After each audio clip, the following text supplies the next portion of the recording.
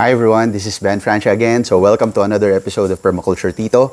So this episode is a continuation of our 12-part series kung saan pinag-uusapan natin yung different 12 permaculture principles. So for this episode, ang pag-usapan natin is all about edges. How do we maximize edges? How do we use edges and valuing the marginals? So tingnan muna natin yan yung yung mga natural edges in the natural environment. So when I talk about edges, I think kadalasan mga intersection ng different habitats, intersection ng different microclimates.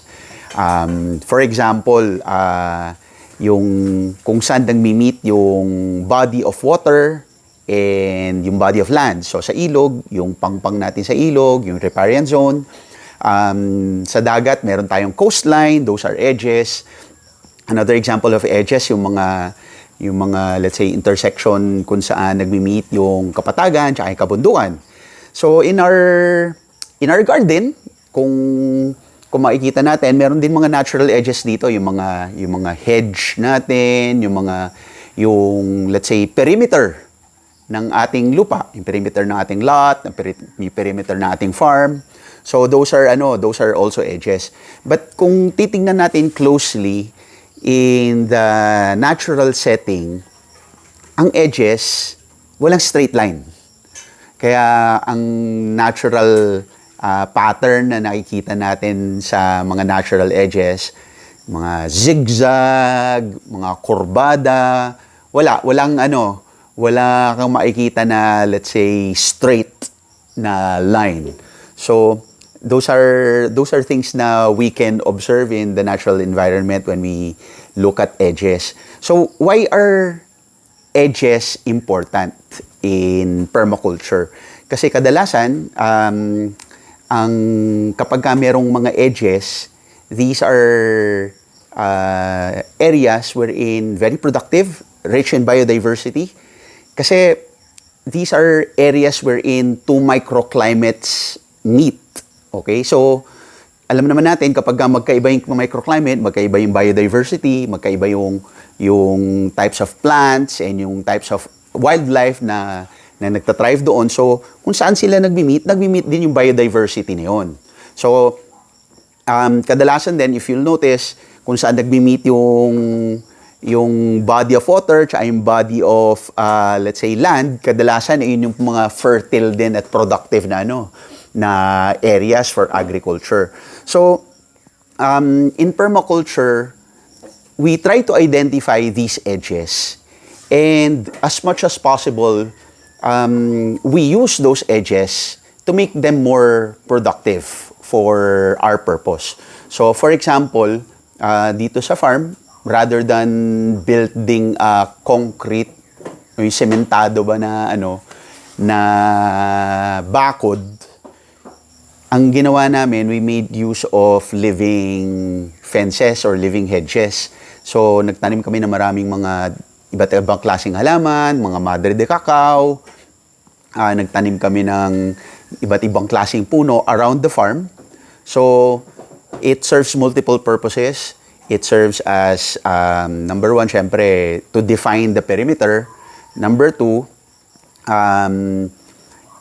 syempre parang parang privacy screen dun sa farm para hindi kami gano'n nakikita sa loob. So, merong konting privacy.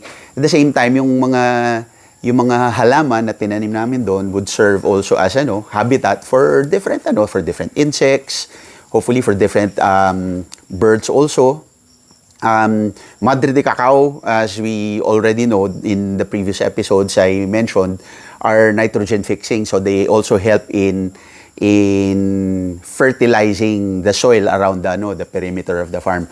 And lastly, syempre, hindi mo rin maiwasan, since we are an organic farm and meron din certain areas in the location na conventional ang farming practice, meaning gumagamit sila ng chemicals para to protect din the organic integrity of the farm.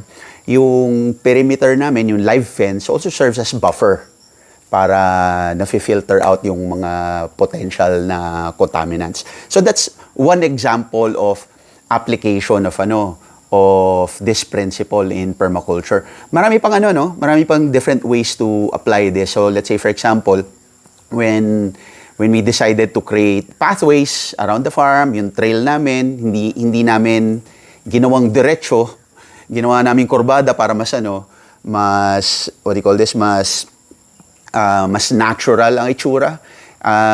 Kasi nga in the natural environment wala namang straight line, but at the same time creating those curves increases the overall length of the curve of the pathway. So since we already know na mas nagta-thrive yung biodiversity in edges, so mas mahaba ang edge, mas maganda rin ang biodiversity. So to put it simply, so yung edges that sinasabi ko doesn't just apply to horizontal edges. This also applies to vertical edges also. So yung vertical edges, dito natin makikita yung different layering ng ating mga tanim sa ating mga farm. So meron tayong mga tanim na matataas, yung mga matataas sa trees, meron mga medium-sized trees, meron mga small trees, meron mga shrubs. Tapos going lower, meron kang maliliit na halaman, merong mga ground covers, at meron ka rin mga halaman na root crops na gumagapang sa ilalim ng lupa. Meron din gumagapang paakit ng mga puno, yung mga vines at mga baging natin ng mga klaseng halaman. So these different edges, vertical edges, also creates additional biodiversity kasi syempre different layers, iba-iba yung types of animals and insects that thrive in them. Kasi syempre yung iba mas gusto nasa mababa, isa gusto mas nasa mataas. So this kind of strategy complements also yung other principle natin na building or creating a yield, di ba? Kasi the more edges we have in our farm, the more we maximize those edges, the more productive our farm is. Not just in terms of yield, but also in terms of biodiversity. So that's a very simple way of explaining this principle, and those are the different ways how we applied this principle of creating, using, and maximizing edges in our farm. I hope medyo nabigyan ko ng linaw yung yung principle na yun. So if you have any other suggestions or ways on how else can we apply this principle in our farms, in our gardens, in our homes, feel free to share it in our comment section. Also, if you missed our other episodes, check out yung playlist namin, and doon din-discuss namin yung mga other principles that we've discussed about permaculture. So yun po, maraming salamat. Thank you so much for watching. Don't forget to share and subscribe to our channel, and we hope to see you in the next videos. Bye-bye. Thank you.